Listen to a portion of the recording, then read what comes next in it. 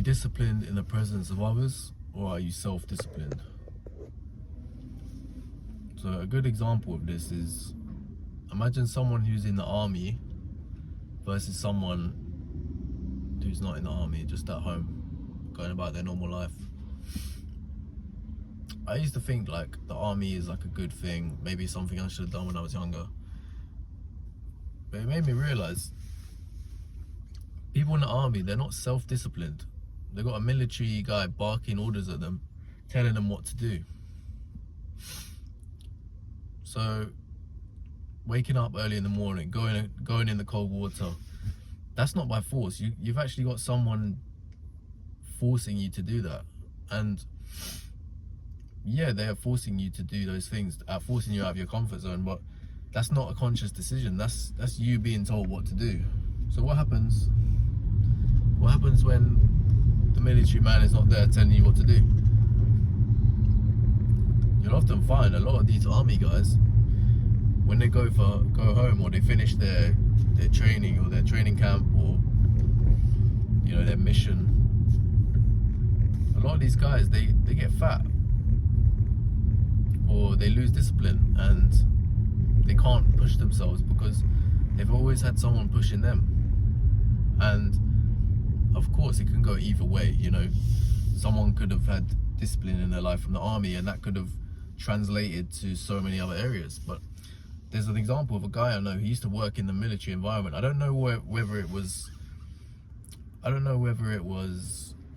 actually boots on the ground or something in the background, but I know that he worked in the army, and he now works for my company. But he's not disciplined in his life. He eats what he wants, he does what he wants.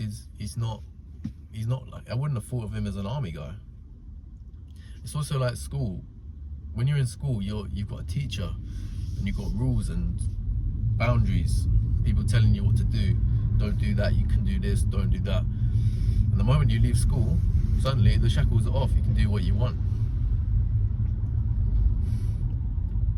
Instead of, oh, I can't eat sweets or crisps in the lesson because the teacher's gonna see me, I'm gonna get in trouble. Instead of that, it's, oh, I'm in an office, I can go to Tesco, I can munch on Haribo, crisps, chocolate, sweets all day if I really want to. That's my decision. But you soon come to realize, well, if I live my life like this, I'm just gonna get fat and just be completely out of control. So it's about, what do you do when people aren't watching? What are you able to have self-discipline? Be careful of having discipline compared to self-discipline. If you're able to self-discipline yourself, that's one of the most important things.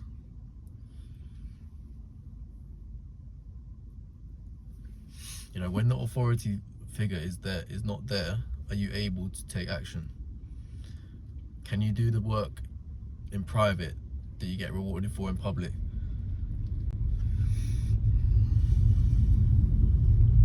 Because people are always trying to get rewarded in public, especially with Instagram nowadays. People can just show a lifestyle. They can show themselves doing something.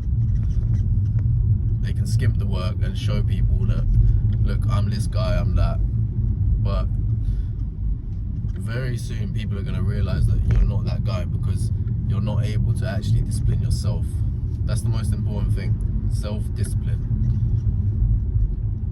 Can you get up when it's time to get up? Can you get in the cold water when it's time to get in the cold? Can you work on your business when it's time to work on your business? There's so many times where we need to self-discipline ourselves, and eventually that will come through. If you're not able to self-discipline yourself, that will eventually shine through, and that is the most important thing.